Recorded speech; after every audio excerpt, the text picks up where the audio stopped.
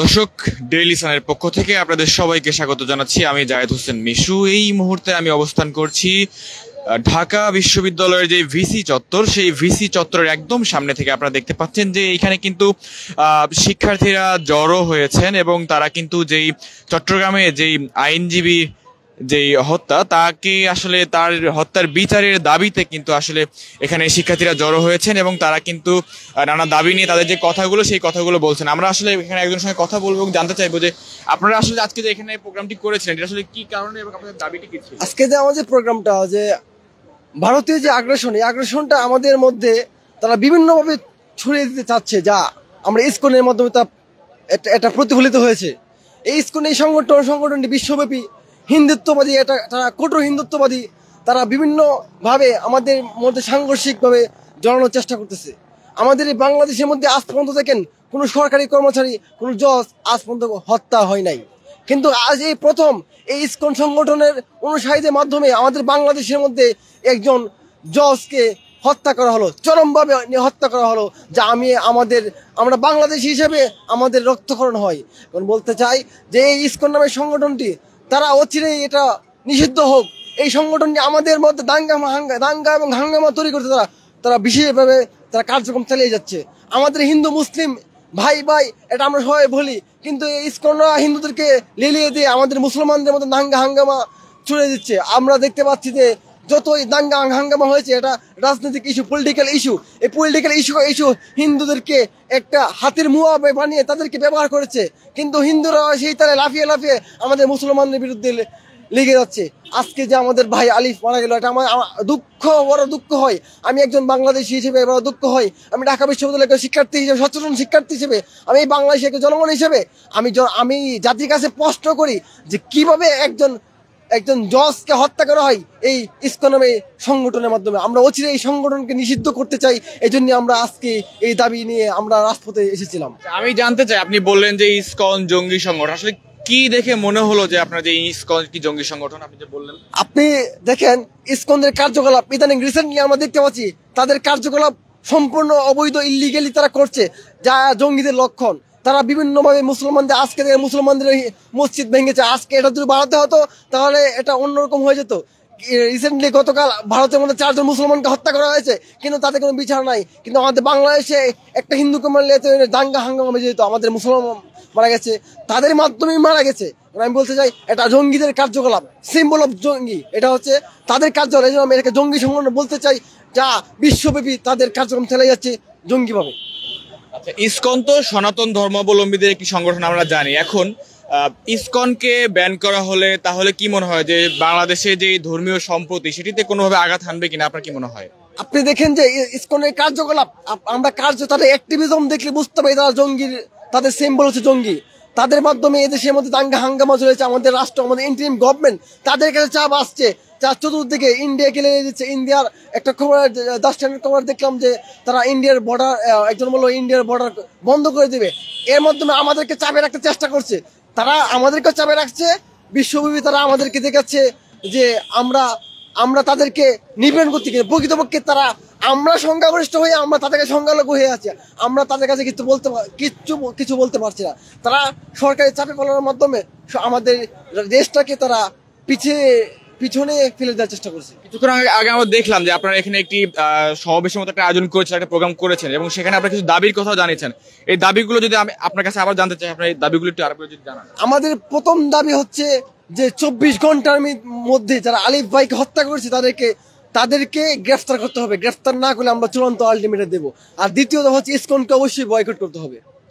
আচ্ছা, এই যে ইসকনকে বয়কটের কথা বারবার বলছেন, এতে করে আমাদের পার্শ্ববর্তী যে দেশ ইন্ডিয়া, সেখান থেকে কোনো ধরনের চাপ বা এরকম কিছু আসবে বলে আপনার মনে হয় কিনা? তারা তো চাচ্ছে যে আমাদের বাংলাদেশকে তারা বিভিন্নভাবে চাপিয়ে রাখার জন্য ইসকনের মাধ্যমে ভারতীয় এজেন্ডা, আমাদের বাংলাদেশের সম্প্রীতি নষ্ট করার জন্য তারা বিভিন্নভাবে কাজ করে যাচ্ছে। ঠিক আছে, ধন্যবাদ আপনাকে। দর্শক, আমরা একজনের সঙ্গে কথা বলছিলাম যিনি আসলে কিছুক্ষণ আগে এখানে যেই সমাবেশটি হচ্ছিল, যেখানে যেই চট্টগ্রামে যে আইনজীবী হত্যা, তার হত্যার বিচারের দাবিতে আসলে এখানে কিছুক্ষণ আগেই ঢাকা বিশ্ববিদ্যালয়ের যারা শিক্ষার্থী রয়েছেন তারা একটি আয়োজন করেছিলেন এবং তারা তাদের দাবিগুলো জানাচ্ছিলেন যে কোনো মূল্যে আসলে তারা এই আইনজীবী হত্যার বিচারটি চান। এবং আমরা একটু আরেকজনের সঙ্গে কথা বলতে চাই। আপনি একটু আমাদেরকে জানাবেন যে আপনাদের যে আসলে কিছুক্ষণ আগে যে প্রোগ্রামটা আপনারা করেছেন, এটি আসলে কেন বা আপনাদের দাবিটি আসলে কি ছিল? আসলে আসলে আপনারা জানেন, গতকালকে হিন্দু জাগরণী সংস্থার যিনি প্রধান চিন্ময় কৃষ্ণ পাদ বা প্রভু, তাকে যখন গ্রেপ্তার করা হয় রাষ্ট্রদ্রোহী মামলা দিয়ে, সুতরাং তিনি একজন রাষ্ট্রদ্রোহী মামলার আসামি, তাকে গ্রেপ্তার করবার কারণে চট্টগ্রাম কোর্টের সাইফুল ইসলাম আলিফ ভাই, যিনি তাকে হত্যা করে এই চিন্ময় কৃষ্ণ পাদের অনুসারীরা। কারণ তিনি একজন অপরাধীকে গ্রেপ্তার করবার কারণে যদি আমাদের দেশের কোনো আইন সংস্থার ব্যক্তিকে, এমনকি কোনো একজন অ্যাডভোকেটকে যদি জীবন দিতে হয়, এর ধিক্কারজনক ব্যবস্থা আর হতে পারে না। কারণ আপনারা জানেন যে চিন্ময় কৃষ্ণ পাদ একজন আন্তর্জাতিক এজেন্ট।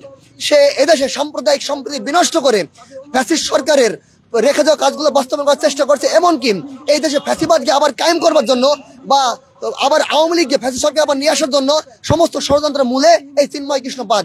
ইতিপূর্বে আপনারা দেখেছেন 5 আগস্টের পরে এই চিন্ময় কৃষ্ণ পাদের নেতৃত্বে চট্টগ্রামে মহাসমাবেশ হয়েছে, রংপুরে মহাসমাবেশ হয়েছে, এমনকি সমগ্র সাম্প্রদায়িক সম্প্রীতি বিনষ্ট করবার জন্য হীন চক্রান্তকারী এই চিন্ময় কৃষ্ণ পাদ। আচ্ছা, আমরা জানি যে ইসকন আসলে একটি সনাতন ধর্মাবলম্বীদের একটি সংগঠন। আচ্ছা, এটি যদি আপনি যে বললেন যে ব্যান করার কথা, এটি করা হলে আপনার কি মনে হয় যে বাংলাদেশের যে সম্প্রীতি সেটি নষ্ট হবে কিনা, আপনার কি মনে হয়? আসলে আমাদের ধারণাটার একটু সংশোধন জরুরি। এই ইসকন কি আসলে সনাতনীদের কোনো অঙ্গ সংগঠন কিনা, এটা আমরা একটু স্পষ্ট করে দিতে চাই। ইসকন আসলে সনাতনীদের কোনো সংগঠনই নাই। এমনকি আপনারা দেখবেন, আপনাদের মাধ্যমে আমরা সারা বাংলাদেশের জনগণকে আহ্বান জানাবো একটু খবর নিতে। ইসকনের এই দোসররা এই ইসকনের এই ধর্মকে তারা পুঁজি করে তারা বিভিন্ন মন্দির থেকে সনাতনী শান্তিপ্রিয় পুরোহিতদেরকে বাইর করে সেখানে ইসকনের পুরোহিত তারা ভিতরে অন্তরীণ করছেন, তারা সেখানে বসিয়ে তারা একটা ষড়যন্ত্রমূলক একটা রাষ্ট্র বিধ্বংসী সিদ্ধান্ত গ্রহণ করছে পার্শ্ববর্তী রাষ্ট্রের এজেন্ডা বাস্তবায়ন করবার জন্য, তাদের রাজনৈতিক এজেন্ডা। এবং এর পেছনে সম্পূর্ণরূপে পৃষ্ঠপোষক করছে পার্শ্ববর্তী রাষ্ট্র গোয়েন্দা সংস্থা বিজেপি। এমনকি পশ্চিমাতে থেকে অর্থাৎ আমেরিকা থেকে প্রতিষ্ঠিত এই ইসকন সম্পূর্ণরূপে ইন্টারন্যাশনাল চক্রান্তের অংশ হিসেবে এই ইসকন এই মুসলিম রাষ্ট্রের ভিতরে, যেটা আমরা বলি আনস্টেবল পলিটিক্স ক্রিয়েট করবার তারা চেষ্টা করছেন। এই তার সম্পূর্ণ মূল হোতা বা মাস্টার মাইন্ড হলো এই চিন্ময় কৃষ্ণ পাদ।